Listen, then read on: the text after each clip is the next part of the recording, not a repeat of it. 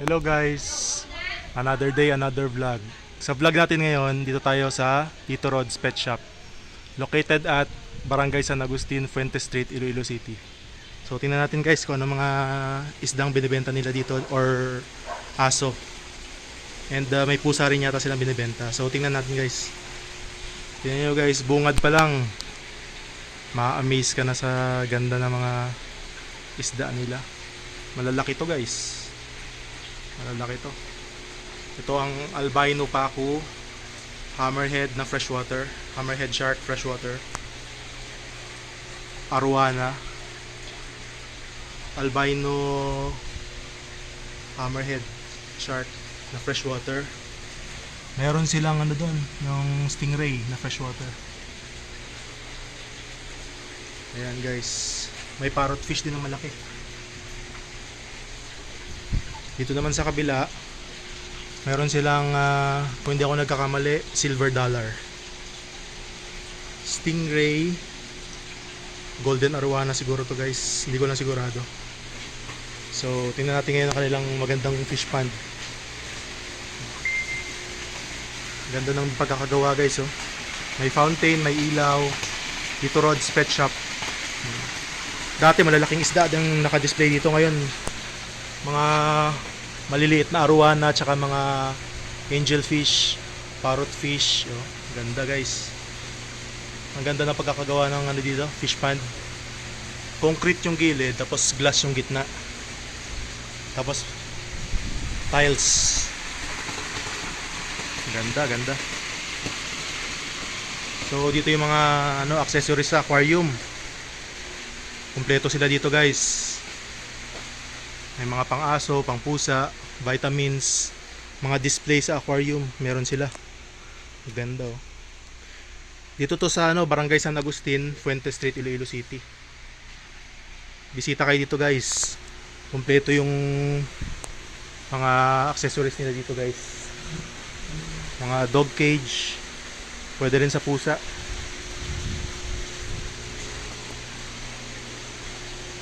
Ito yung mga iba nilang mga aquarium. Pero dito, napansin ko may aso. May aso guys. Nagpapahinga yung mga aso nila. Dati may pusa sila dito, eh. Pero nawala. Nakabenta na siguro yun. Persian cat yung mga pusa nila dati. So ito, arowana.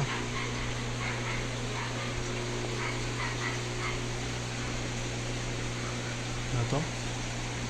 Hindi ko alam kung anong klaseng isda to. Perch siguro.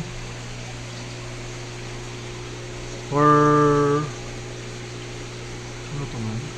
Hindi ko alam kung anong klaseng isda yan. Ito naman ano, platinum red-tail catfish. Platinum red-tail catfish. Ito ang red-tail catfish. Maliit pa. Silver arowana. Albino silver arowana. Albino na silver pa. Silver arowana naman to. China hyphin. Hyphin siya na China. Ang breed niya China hyphin. Ito ang arapaima guys. Lumalaki to. Lumalaki tong arapaima na to guys. Matakaw din ang isda yan guys. Arapaima. Meron silang assorted dito. Assorted na isda. Ito Oscar. Ito hindi ko lang alam kung anong tawag dito. Ito rin hindi ko rin alam kung anong tawag dito, pero ang ganda niya tingnan guys. Ito ang mga Oscar guys. Kumakain to ng mga gapi. Pwede rin pellets kung nasanay sila ng bata pa. Mga pellets kinakain, kakain sila ng pellets. Pero mas prefer nila yung buhay na isda na maliit. Ito assorted. Gurami yata to, tsaka ano, golden arowana.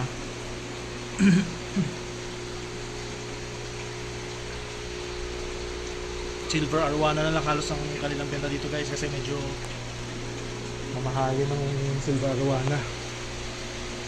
Gapi. Hindi ko alam kung anong strand ng gapi na to.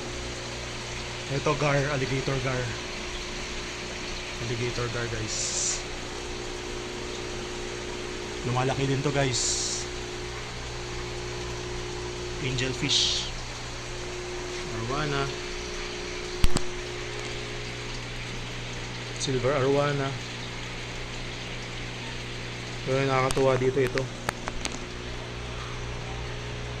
Turtle.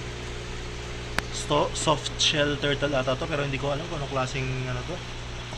Soft shell, ang ganda oh. Soft shell turtle. Soft shell.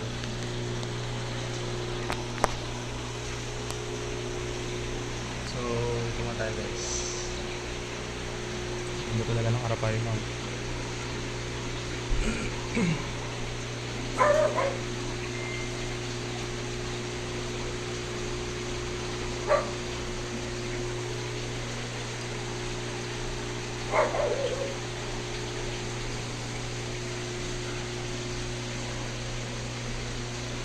So yun guys, narinig niyo yung tahol ng aso. Gising na yata yung kanilang aso.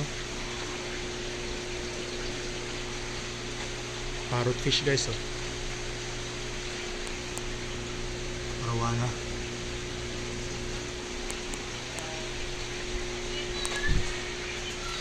Ito yung aso nila na for sale guys. Gising na.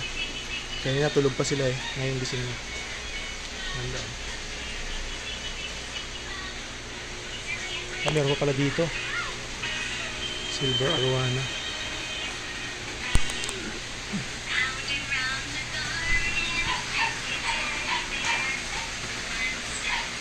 $25,000 guys oh. Super red arowana.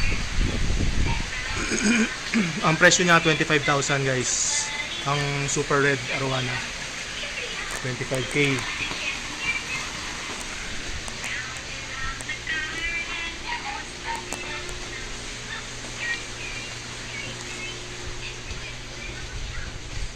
So yan tayo sa labas guys.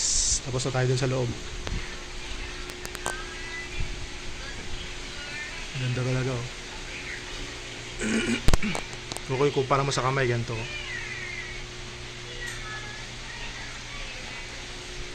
Hammerhead.